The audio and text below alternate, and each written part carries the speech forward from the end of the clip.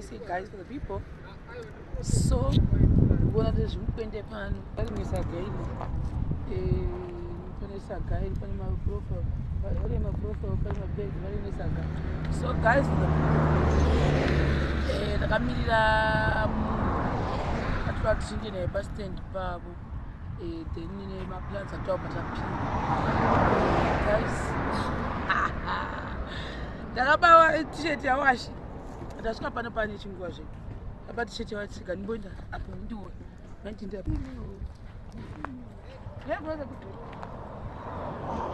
iapple ndorandoswirira zuva rese kuti zvibhodhi zvibude zvotoita sei amozona saka rusere kwandisekuben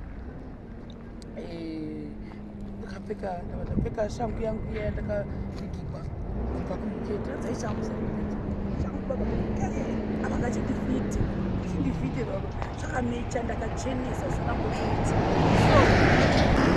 saka ndamboti kukuitira izvi ozondirangarira rumiko ndofamba nefortune yangu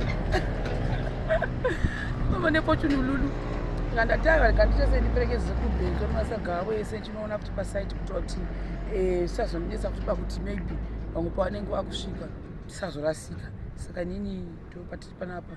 It's a new project guys. I'm out of any weight tender guys. I don't even know what the tender say the support I'm looking deeper my projects. Yeah, my projects behind the scenes there's a lot of things that has been happening, but I can't divulge everything whatever it cash towatazvouya kupi nazvo kuseri kunoku, which is something zvitakadzidza maethics ekubasa aya ndio panopinda madegree aya amozvoona munosorovha muri kuseri koko mupedza.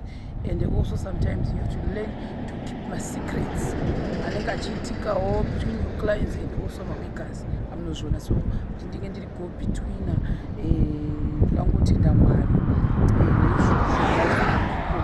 mozamwe musi ndakambotanga kushima musodzi kuti what is happening. I don't understand. Ndakati guys handihwisisi kuti chii chikunyasoitika mukati meupenyu hwangu. That's the truth. I'm also shocked personally. I don't even understand kuti my blessings ari kuitika mukati meupenyu hwangu chii chikuitika. This other time ndakati is it because maybe I started helping my parents zisingaiti kuprazi, and also they've been praying for me each and every day kuti ndinge ndichivhurirwa madoors, and that's their prayer. And pane vamwe vanhu vazhinji varachitikanza vandakambona kuti makomenti akati for development yekumusha yapapi guys kumusha kuri kufamba ndichazokuradzai zvimastondido baba vari kumira vari koko. And I think for the past 2 weeks there are some things anga achiitwa nababa ikoko madevelopments amusokwanisa kumaona, because I think I told you last time kuti hamugoni kumaona because havazozvigonizvi. Saka ndachingovati zvimwe zvinhu zvozoda ndavepo tichitendawo mashemarenzi tongomira ndadzoka. But my father baba manzvirarara has been working very hard kuita maprojects ekupress. I'm actually proud of him. Vari kumira almost every time vanenge vari manyika vachimira nongofona baba madi. And also ndotendaona nanoshi vari kubatsirawo nemaprojects avo. Mumwe nemumwe unomira nemaprojects ake guys for the people. Saka ndinoda kuzvitenda izvozvo. Ndichazoti kandainda ndokuratidzai pavave. Right now ndachikatozobodza kana kuti ndiinde koko zvonetsa. So zvandinongoda ndezvekuti tinoenda kungofona kuti zvinoitika kana vachikwanisa kuzviwana manyika vanozviita, asi zvingazowani kumanyika ndozovavigira ndichibva nazvo kuno kuHarare.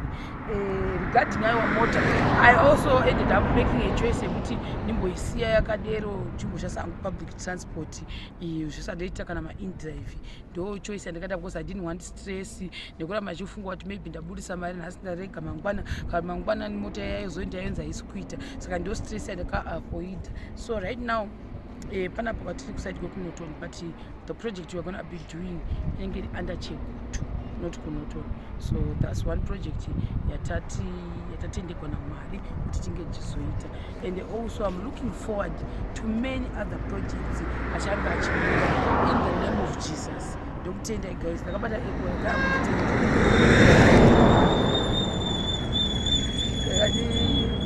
rega ngunditende, ndatenda ukoyi.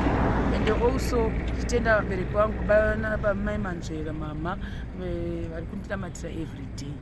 It's their prayers, and also through their prayers akauyawo through ashamareki akavatengera mafarm products aya. Imagine kuti nini kubleswa sezvizvo, ko vanhu vese vakavablesa achivatengera zvinhu achivapromota kuti vange vari palevel ravari izvozvizvi. It means kuti they are also going to be blessed because Mwari ari kundiblesa. Guys, I'm so excited. So guys,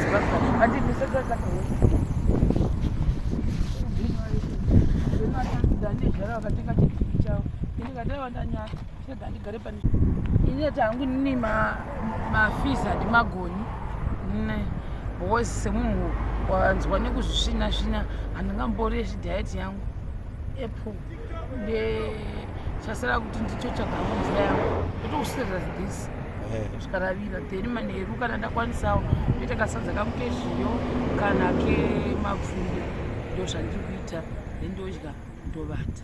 That's my diet.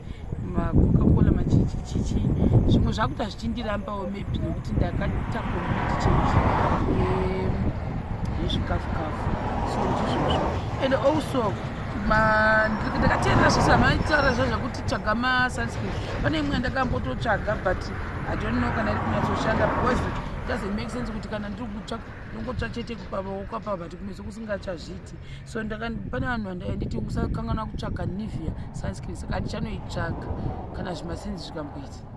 Kana zvimasenzi zvamboita ndoti ndotsvaga Nivea iyaiya ndomboishandisa zvakare hamunozviona. But anyway guys, thank you very much guys.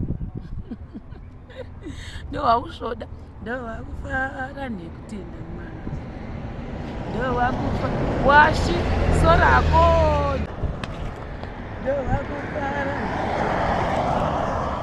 ndowakufa unakanidunguru, ndowakufara nekutenda Mwari. Saka ndotukwa nawashi atozizi kuti ndakapfeka tisheti yake hachatoiwani yatova yangu kuchapinda mumaoko mangu tichagobuda sei vanhu vaJehovha. Ndandisina t-shirt asi they are nice, my big t-shirts. I don't even know kuti anomatenga kupiwa. I like this. I like this style. It reminds me of Thailand, the days when I was slave. It reminds me of what Thailand. Ndavuka sekuru Benz anakuchenera. Kamani kuza ku Thailand guys. Saka ni ndio watiri kuno tadzira mutu but isichozopinda muchekutu. So guys, for the people excited, Sharon is here. Thank you very much. God bless you. Bye bye.